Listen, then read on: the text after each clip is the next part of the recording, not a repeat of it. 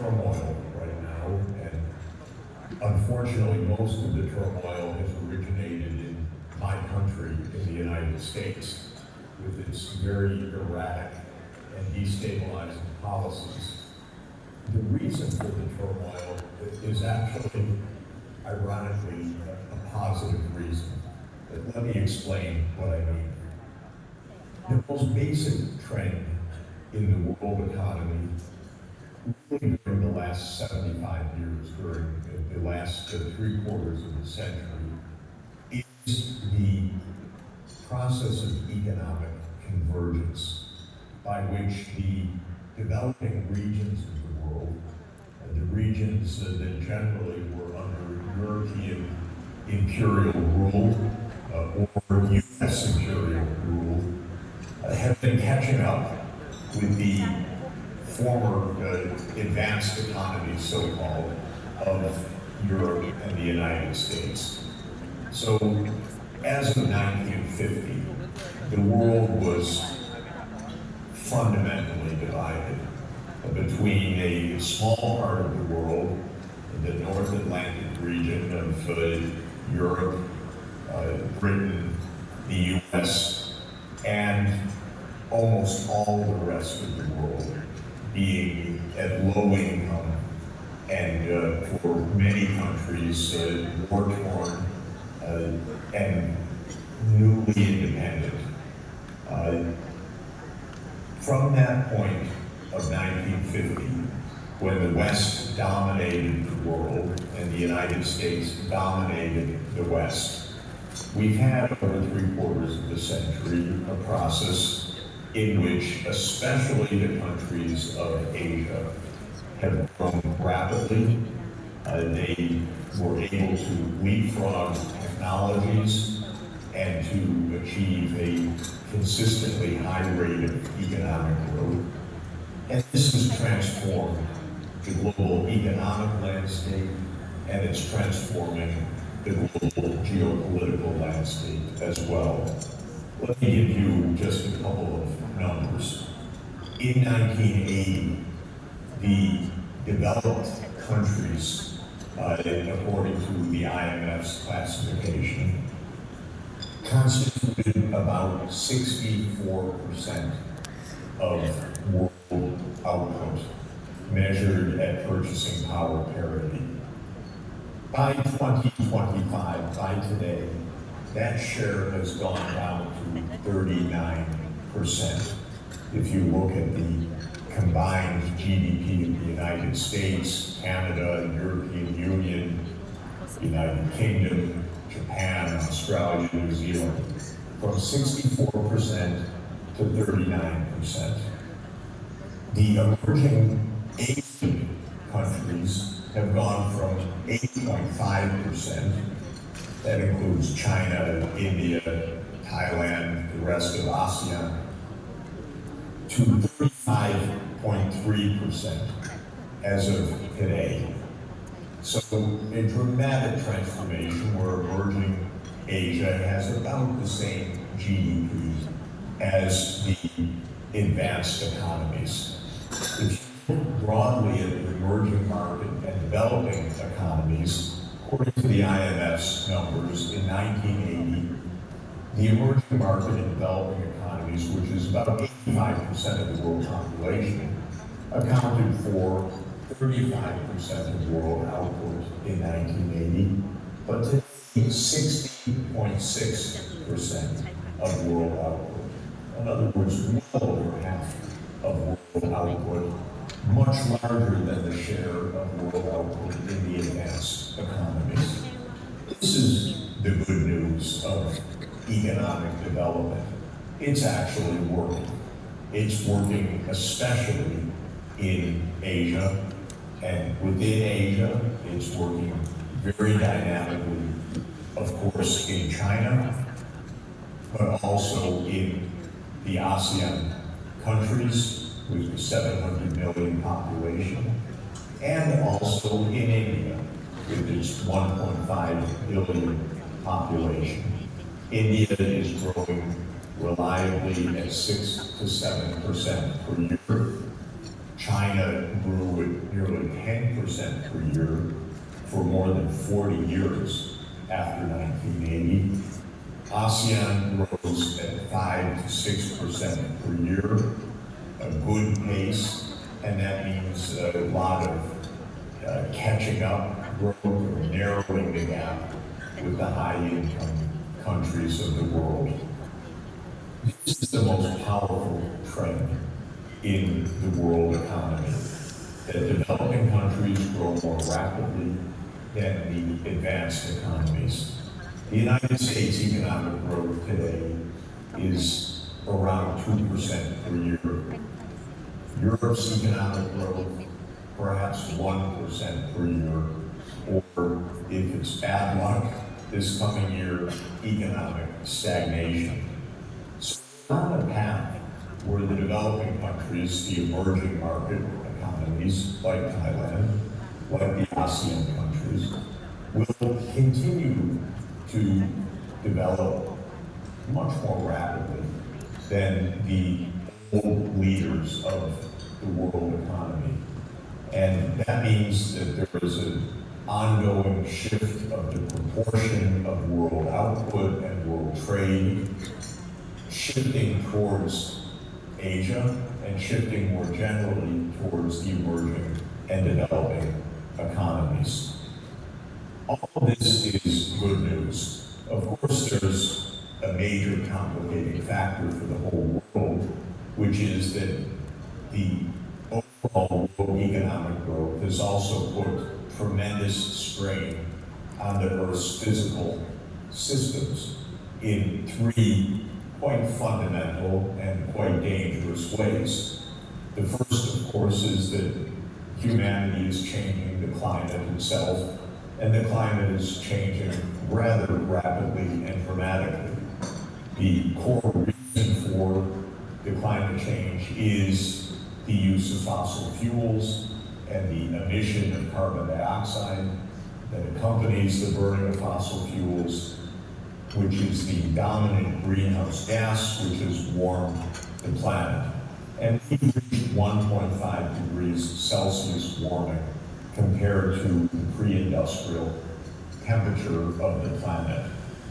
The second major ecological disaster is the destruction of habitat of other species, the decline of the abundance of other species, both on land and in the water, so that we are losing biodiversity, and we are actually deranging how ecosystems like rainforests and wetlands and marine fisheries operate, sometimes being driven to collapse in their functions.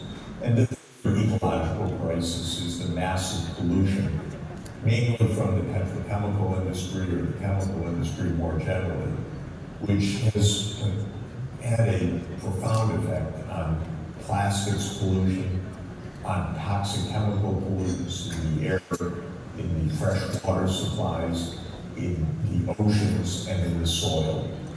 Well, rapid economic growth, the good side, ecological great challenge and great risk on the downside.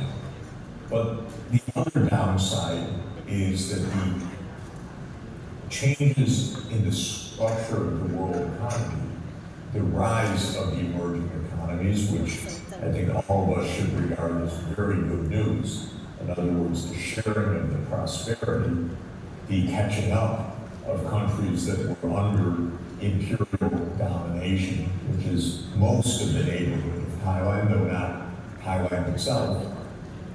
That catching up is now leading to a geopolitical backlash from the United States and Europe.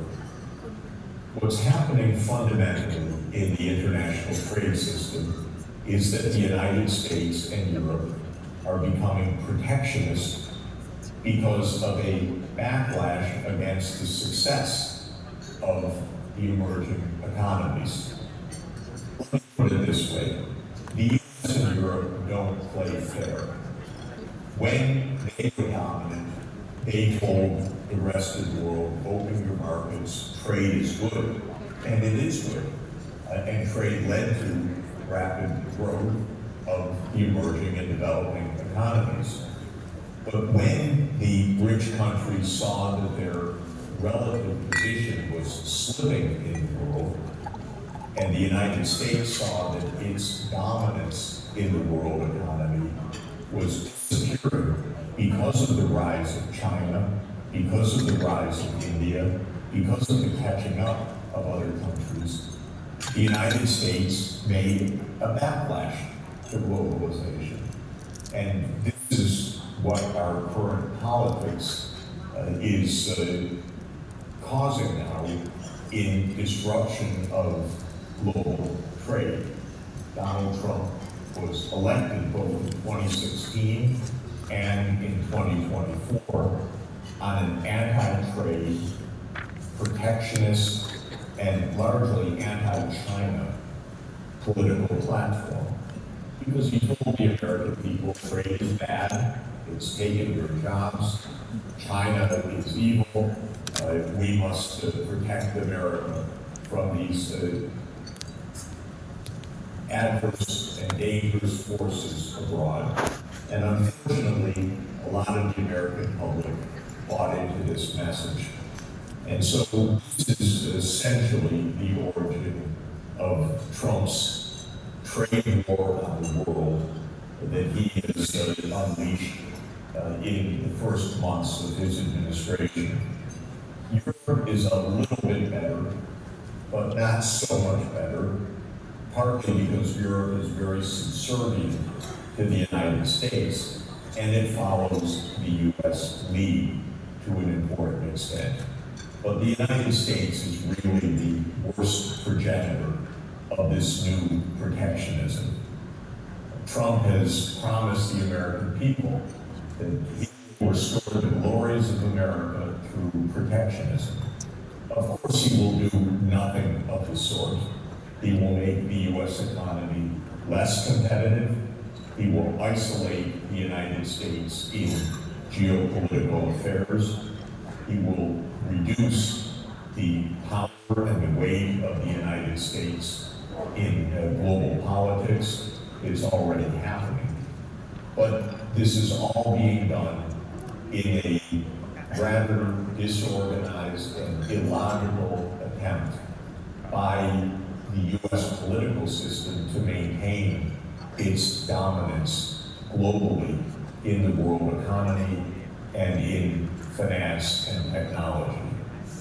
Well, I was asked about trade, detention, and transformation. Let me say that the U.S. protectionism will not work.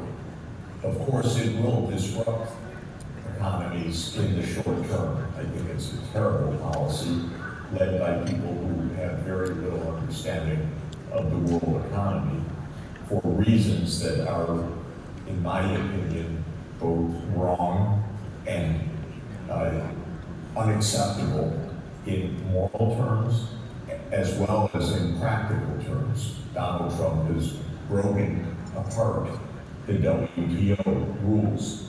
He is basically out to destroy the World Trade Organization. Fortunately, most of the world wants the WTO and wants a truly world-based system, not a U.S. bully in this. But Trump is making these disruptions. What will come out of all of this?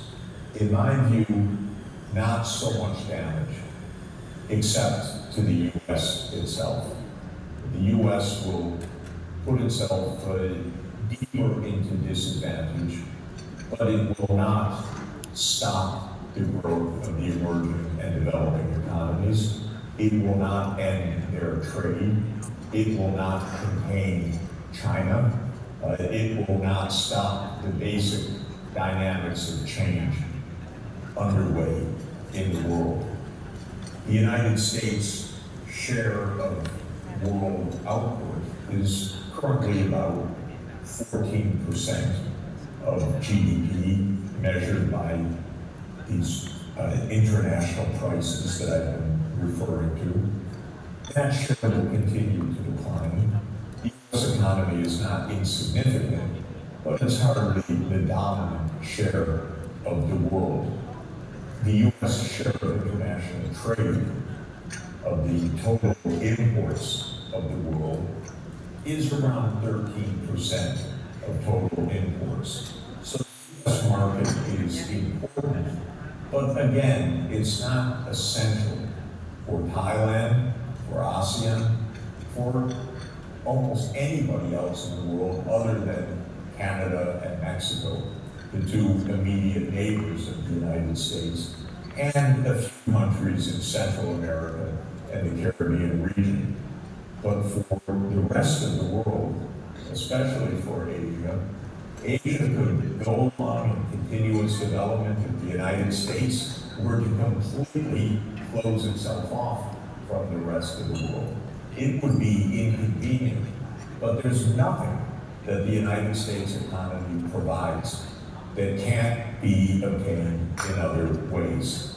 The U.S. has no chokehold on the world economy, not on any technology, not on any natural resource. Of course, it would be better if the U.S. participates fairly according to the rules in international trade. But if the United States closes itself off entirely, this would not fundamentally disrupt Thailand's economy, or ASEAN's economy, or Asia's economy, or indeed the world economy. We learned something interesting a few weeks ago when Trump launched his trade war on China in particular and put on crushingly high tariffs on China, or so it seemed. China's response was, we'll match you and we'll raise you. We will not cower or buckle under U.S. demands. And China showed within a few days that it would win the trade war.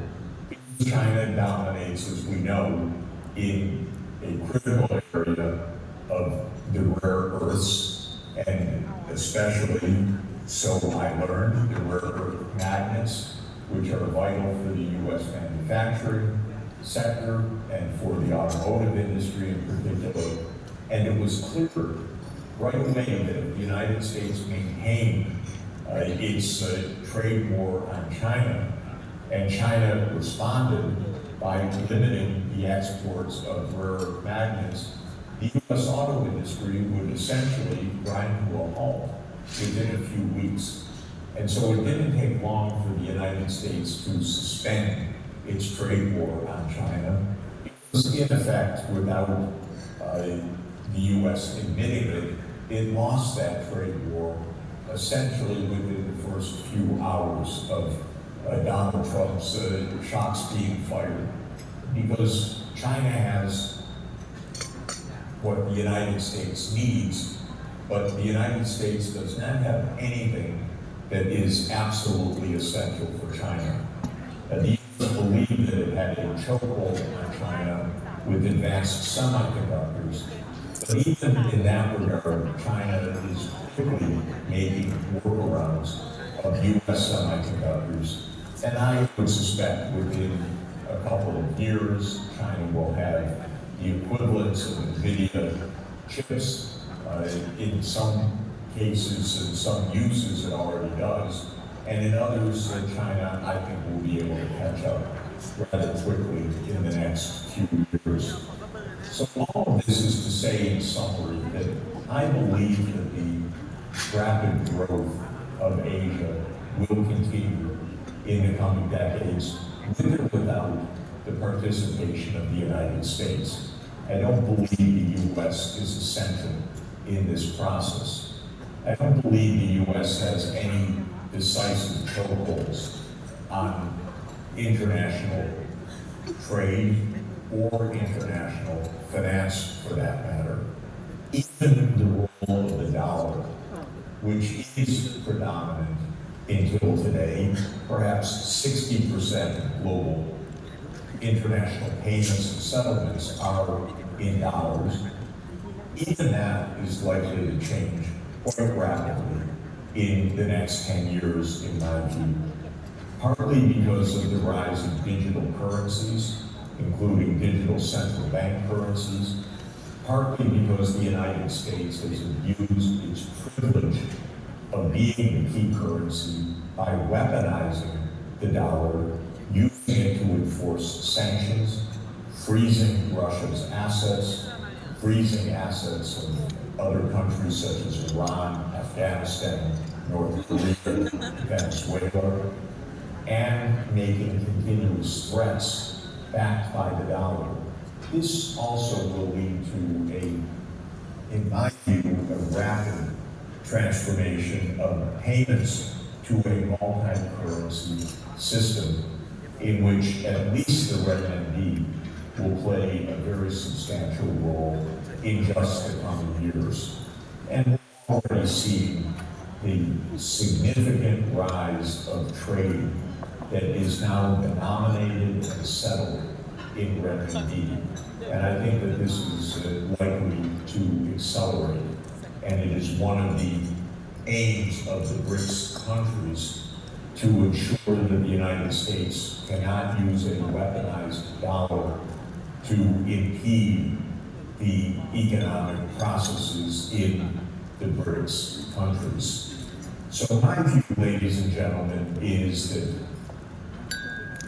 what I would call a political and economic temper tantrum in the United States, a rather serious one, will not, in the end, disrupt the global economy, nor will there be many followers of the U.S. approach.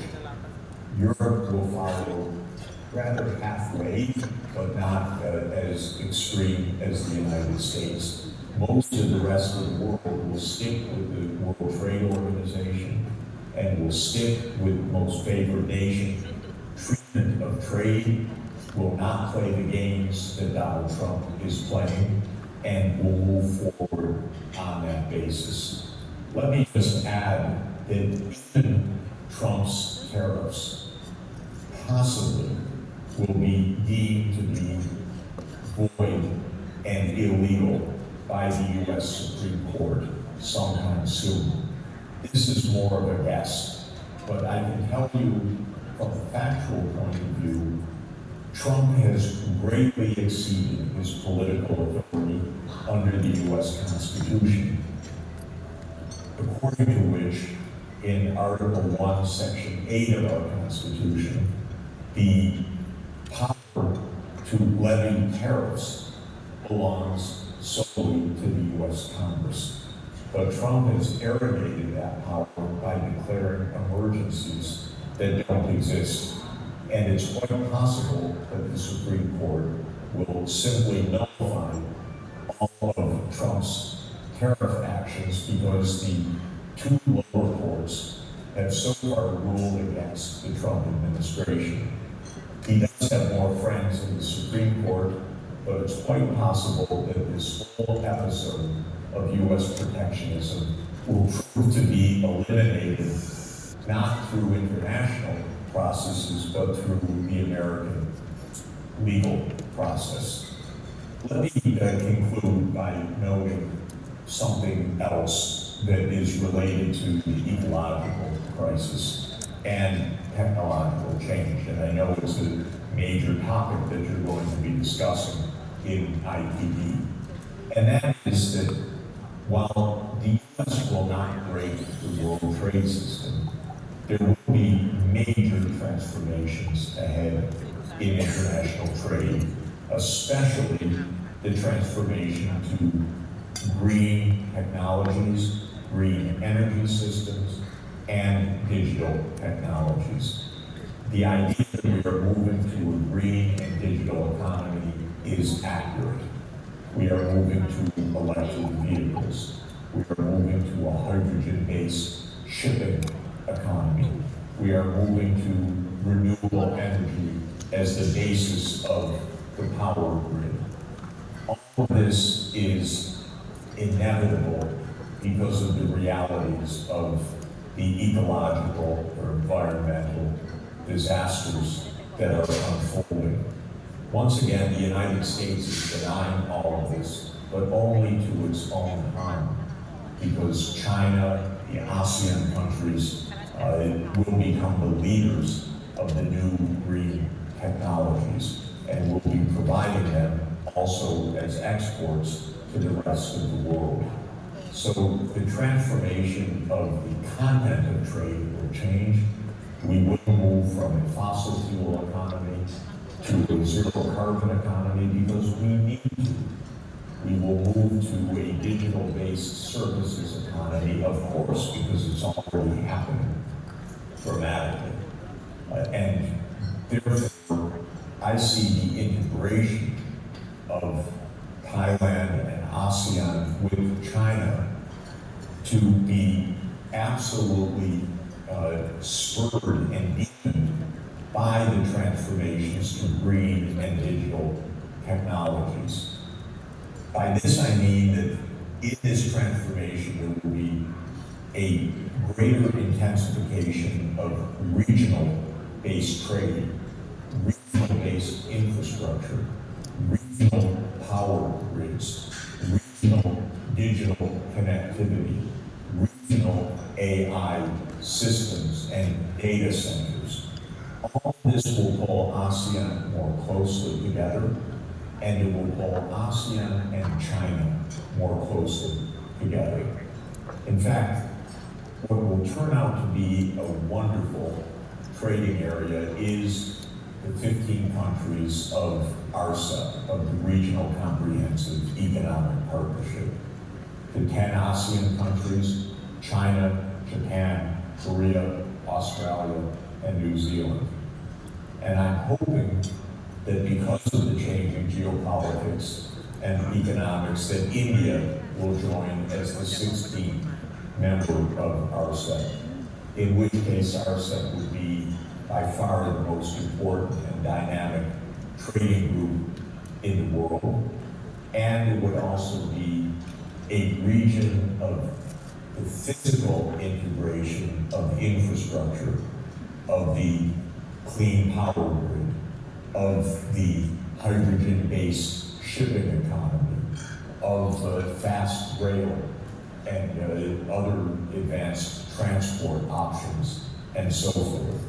So to my mind, just to conclude, I believe that Thailand and ASEAN are in a very, very good position for a dynamic coming generation of economic and sustainable development. I believe that ASEAN, even with the tensions that we've recently seen within ASEAN, with Thailand, with their neighbors and so forth, I think ASEAN will continue to become more closely integrated politically, in physical infrastructure, and in trade. And the ASEAN-China linkages, I think, will continue to strengthen as well. And to my mind, all of this is positive news. I do believe we have the potential to achieve real sustainable development. That means shared prosperity, social justice, and environmental sustainability all combined. And I think this is where we're going, even if the United States is kicking and screaming along the way.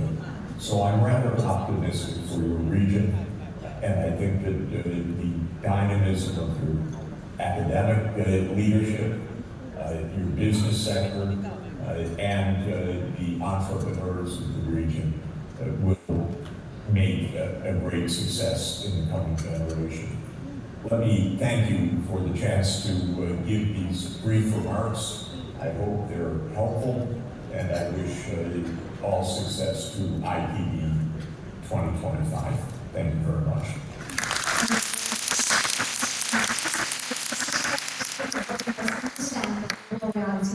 We now have the opportunity to engage in a short Q&A session. We have a few questions from the audience. I would like to review the questions on their behalf.